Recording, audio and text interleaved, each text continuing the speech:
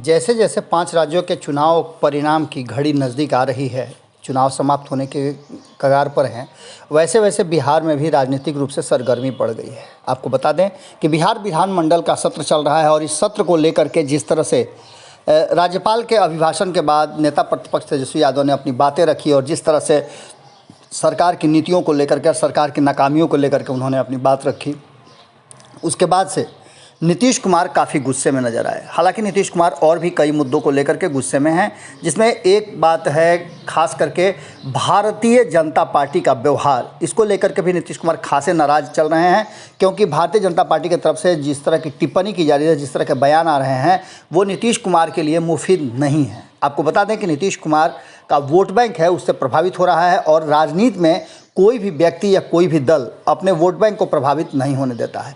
इन सारी बातों के बीच में जिस तरह के चीज़ नज़र आ रहे हैं और जिस तरह से तैयारियां हो रही हैं, वो साफ बता रही हैं कि नीतीश कुमार कुछ न कुछ तो भीतर ही भीतर तैयारी कर रहे हैं, कुछ प्लानिंग बना रहे हैं। दिल्ली से लौटने के बाद ये बातें कही जा रही थी कि नीतीश कुमार काफ़ी संतुष्ट नज़र आ रहे हैं, लेकिन अचानक से नीतीश कुमार के चेहरे पर फिर से वही पुराने वाले भाव आ गए, जो किसी भी तरह से उन्हें लग रहा है कि भारतीय जनता पार्टी सहित अन्य लोग उनके विरुद्ध में प्लानिंग कर रहे हैं। इन सारी बातों को लेकर के विधानसभा में जिस तरह से तेजस्वी यादव अग्रेसिव नज़र आ रहे हैं, उसको देख करके नीतीश कुमार को ऐसा भी लग रहा होगा कि कहीं ना कहीं विधानसभा में कहीं ऐसा तो नहीं है कि उनके खिलाफ मोशन ले आया जाएगा।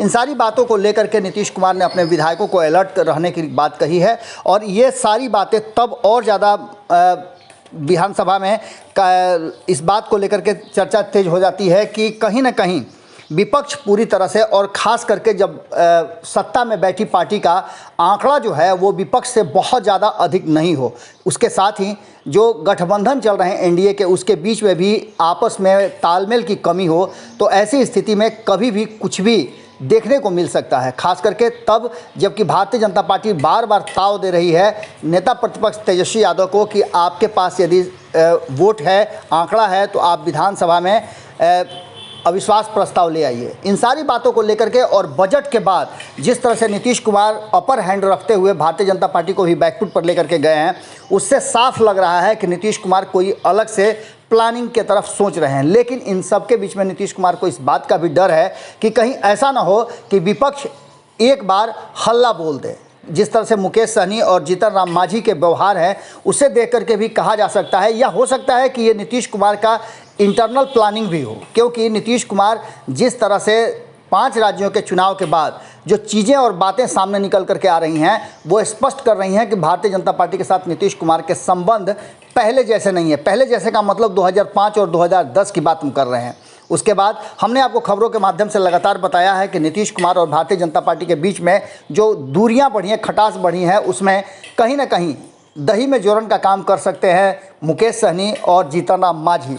अगर दोनों ने एक साथ प्लानिंग बना लिया तो कहीं ना कहीं नीतीश कुमार को अपनी कुर्सी गंवानी पड़ सकती है। इतना ही नहीं, बात यह भी है कि जैसे ही 5 राज्यों के चुनाव खत्म होंगे, बिहार में 2 चुनाव होने वाले हैं। पहला 24 सीटों के एमएलसी के जो स्थानीय निकाय से है, और दूसरा जो 7 सीटें खाली हो रही हैं विधानसभा कोटे से एमएलसी के, उसको लेकर के भी नीतीश कुमार काफ़ी परेशान नजर आ रहे हैं, क्योंकि उनकी सीटें घटने की पूरी संभावना है। अब ऐसी स्थिति में नीतीश कुमार ने विधानसभा के अंदर अपने विधायकों को अलर्ट रहने की बात कही है। इसका मतलब आप खूब बेहतर समझ सकते हैं।